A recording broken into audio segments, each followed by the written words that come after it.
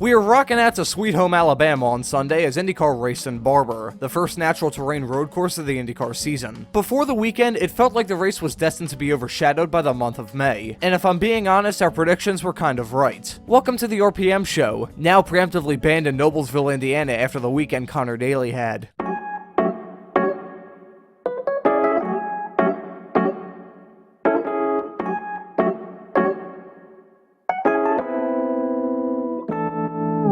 I was worried that for a third race in a row, I was going to have to say that Stingray Rob had yet another nothing weekend. Well, unfortunately for him, that isn't the case, as an undisclosed mechanical issue left him with his first last place finish in his IndyCar career. In terms of pace, it wasn't too bad, but it was still a quiet weekend that ended with a DNF. I'm feeling a 3 out of 10. Canapino has hit a wall recently, as after showing a whole lot of promise at the start of the year, 2 disappointing runs in a row have put a bit of a black eye on the year so far. It also doesn't help that Callum Ilott whooped him quite significantly this weekend. I will say Canapino speaking only English on the radio already is pretty impressive, but the gold stars end there. It's a 2.5 out of 10 for me. It's finally the month of May, and no driver is happier about that fact than Connor Daly. I won't mince words here. Connor has been bad so far this year. Barber is now his third finish in a row worse than 19th, and this might have been the worst race so far. At multiple times throughout this race, Connor was last, and although he did get punted by Graham Rahal, it was still a bad race. He's getting a 2 out of 10. Indy couldn't come quicker. I've really got nothing to say about Harvey other than yikes. He had a decent weekend in Long Beach, but Barber was anything but. He got whooped by his teammates and finished down in 24th. He is in desperate need for a good month of May, because 3 out of 10 weekends like the one he had in Barber just aren't gonna cut when he's probably looking for a drive at season's end. This weekend was a bit of a callback to the way Devlin ran last year, and that's not a good thing. His last 2 races were pretty good by his standards, but Barber was a misstep. I'll give Devlin a 3.5 out of 10. Benjamin Pearson was certainly on track this weekend, and was around 20th all weekend long. It should be said that Foyt was down all weekend, so that point is a bit of an excuse for his performances. It's still a 3.5 out of 10, however, because Barber just wasn't a good weekend. From practice incidents to a big lack of pace, Elio had a rough weekend. Behind Connor Daly, Elio Castroneves is probably looking forward to the Indy 500 more than anyone else. He's even said something to the effect that if he doesn't have a good run at Indy, he could be done for. Elio's getting a generous 3. AJ Foyt racing was crap this weekend, and the fact Santino barely squeaked into the top 20 is a pretty big indictment of that fact. He's getting a 4 because at least he beat his teammate, but there's really nothing to work off of for him this weekend. Malukas had a quiet weekend, not having any mistakes, but really being out of contention too. It's a 4 out of 10 for me. Really the same could be said about Simon Pagenaud. He was just there for the most part. Another 4 out of 10. This was a strange one from Rahal. It isn't very often that you see Graham Rahal have a complete nothing weekend, but this weekend was it. He usually makes big advances towards the front too, but he was stagnant in Barber. 3.5 out of 10. It's certainly an improvement from what we've seen from VK so far this year, but a finish outside the top 15 still ain't a bed of roses. He showed some alright pace though, so I'll give him a 4.5 out of 10. For the second race in a row, Newgarden fans will be left scratching their heads. It was a very frustrating weekend, and leaving with a 15th place finish is simply not good enough for a guy that's usually a perennial championship contender. 4 out of 10. Another driver left scratching his head will be Colin Herta, because what the hell happened to him this weekend? Herta got his face kicked in by Kirkwood and Grosjean, and it wasn't even close. He started 14th and stayed there for the most part. One thing that definitely hurt his race was tire management, and that's a killer in races like these where tire management is king. Herta's getting a 3 out of 10, a really upsetting performance from him. Switching to some more lighthearted affairs now, let's talk about Callum Ilott, who was solid all weekend. From kicking his teammates' butt to making up for crucial mistakes he made last year, Callum is getting a 5.5 out of 10. From race winner in Long Beach to a 12th place run in Barber, some may see it as a bad run from Kirkwood, but to tell you the truth, I think that's a little unfair. Kyle certainly wasn't in contention to win, but he got an alright amount of points and kept it clean. So for that, he gets a 5 out of 10. Marcus Armstrong had a good showing in Barber, starting towards the back, gaining the most spots of anyone, and now grabbing the lead in the Rookie of the Year standings. Who knows what he could have done if he didn't start 26th, but he still cut through the field like a hot knife through butter. It's a 6.5 out of 10. Over to another Marcus now. Ericsson is still in the championship lead, despite finishing only 10th in Barber. It's certainly not a bad run, but it does leave a little left to be desired. But if your bad days are still a top 10 run, you're doing pretty good. I'm giving Marcus a 6 out of 10. It looks like things are finally turning around for Felix Rosenqvist, with his second top 10 in a row. He should be proud, because he had a great recovery after that spin on lap 1. It was overall a solid run for Felix, so for that I'm giving him a 6.5 out of 10. Alex Rossi finally has a good result under his belt. He wasn't hit by any falling anvils, and brought it home in a solid P8. I've really got nothing else to say, he just had a solid showing. So for that, he's getting a 7 out of 10. Scott Dixon had a quiet yet solid weekend. Certainly worlds better than Long Beach. I really don't have much else to say for Dixon. He was just decent this weekend. 6.5 out of 10. Returning to the track he drove an IndyCar at for the first time back in 2021, Christian Lundgaard had a great weekend.